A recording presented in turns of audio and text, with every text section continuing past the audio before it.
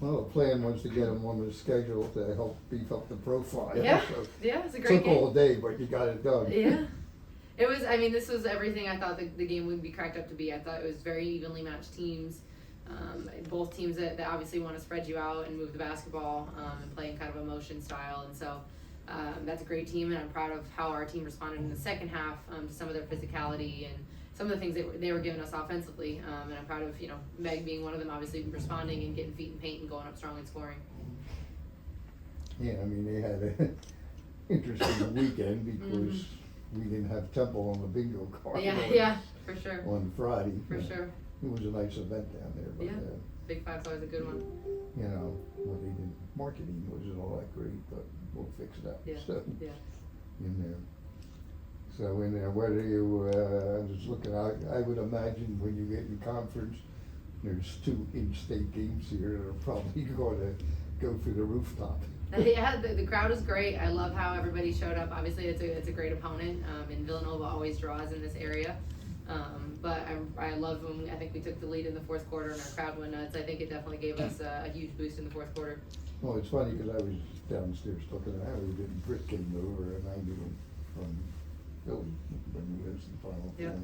So he invited me upstairs, and I saw all these building people up there. I know. I said, "What's this, Last Supper? It's part of the package." So, in there. Yeah. So that's kind of what went on. Yeah. Coach Chase Coburn here for the Fairfield Stags. Do you have an update on Janelle Brown? Obviously, she went down twice. The second one seemed to be very extreme. Do you have an update on her injury? No update. It'll probably be day to day until we can get her, seen and looked at. Obviously, I'm hoping and praying for the best for her. She's a huge part of this team. But regardless, I was really proud of how she continued to cheer on her teammates and bring a lot of energy on the bench. And I think that was huge for all of her teammates to feel her confidence. Can you speak about the person next to you, though, and Meghan, because it felt like you guys needed a leader, and she stepped up, absolutely leading your team in scoring. Just talk about what she did in this game to help you guys come back. Yeah, I mean, to be honest, I haven't even seen a stat sheet, but I know Meg was huge for us. 22 points, leading score. What was it? 22 leading score. Not surprising. Raise your hand if you're surprised. No, but I think Meg has had just a presence about her the last few days that she did score, but I think it really stemmed on how hard she played on defense. She was rebounding, she was active, and I think her activity level bothered them on the offensive end as well. She was able to face cut some people in our motion and get interior touches, and then when you see the ball go in within 5 feet, then it feels really good when you're stepping in and shooting wide open threes. So I thought her teammates found her, but she was a huge key to this game, and then making some free throws down the stretch to seal it was fun to watch. Absolutely. Meghan, what works so well for you offensively? I mentioned 22 points leading score. What works so well for you throughout the game? I think just my teammates being able to find me in transition or just in the half court, but I think they're definitely the reason as to why I'm able to do what I'm able to do. So I give credit to them. Of course, you guys have many great players in this game. What was the overall message at halftime? It felt like Villanova was really dominating offensively. It was a 10-point game. It seemed like the crowd was getting out of it. You guys came in, made it a 4-point game going into the fourth, and then obviously the result, victory. What was the message at halftime? What adjustments were made as well to fix Villanova's offensively? A heavy focus on our defense, because offensively we were there as well. It was neck and neck in that, but I think we were doing things that we don't normally, we shouldn't be doing on defense and not following our plan.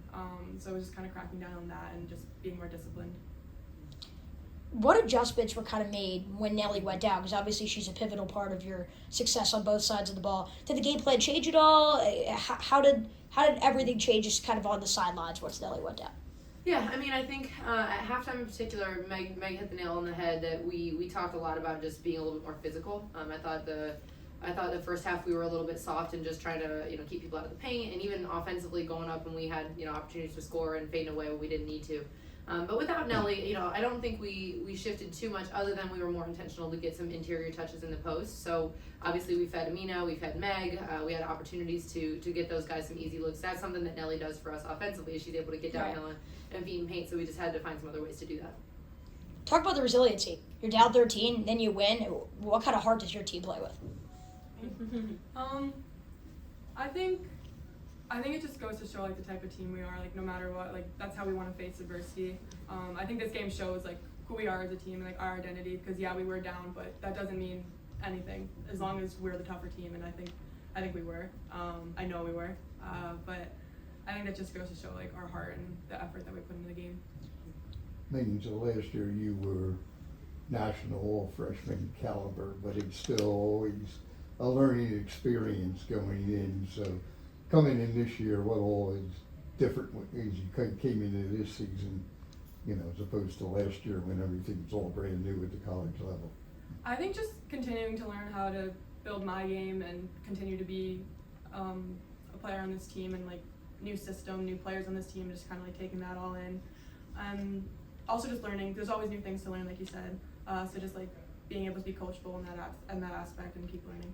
Megan, you won MAC Freshman of the Year last year, and that was a pivotal part of the reason why you guys were a ranked team, you know, top 25 nationally. You get another win against a Big East opponent here. What did you guys just say to the whole national audience who may want to see you guys ranked again and as a, you know, in that getting national recognition? I think just to keep looking at our game, looking at us, and you know that's what we're doing. We're trying to get Fairfield on the map, show what this program is about, and I think we're continuing to do that. Yes, 100%. I would jump in on Meg too, in that I'm really proud of her, because you saw it show up today even. We talked about getting feet in paint. She worked all summer long on her physicality, being able to go off the bounce, because she last year was very much someone that could catch and shoot threes, could score with her back to the basket, and she's kind of expanded that third level of her game to be able to go off the bounce. And I think early on in the game you saw, you know, Meg going one-on-one, get to the free throw line, and now I know she was mad at herself for missing a couple of free throws, but her being willing to go to contact is something that we didn't see as much of last year. So excited for that growth for her. And as Meg said, you know, while we love to continue to put Fairfield on the map, we think this is a great place. We're just going to keep worrying about what's in our locker room. Coach, thank you guys so much. I gotta ask you guys though, another Big East game next Sunday. Does the game plan change at all, or do you guys kind of go into that game with the same approach, this one on the road against St. John's? You know, it's funny. I don't really look ahead to the next opponent too much. I kind of stay in the moment, and then I'll, you know, grab a bunch of film over the next 48 hours.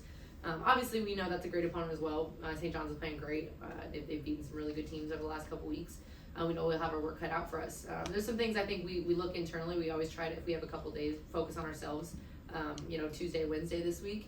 And then, you know, we'll start to filter in some things for them. But I think there's still a lot of things for us that we can improve on, aka not fouling, being a little bit more physical in ways without fouling and being disciplined. So we'll look at us, and then we'll start to look at them over the next couple days. Thank you guys so much.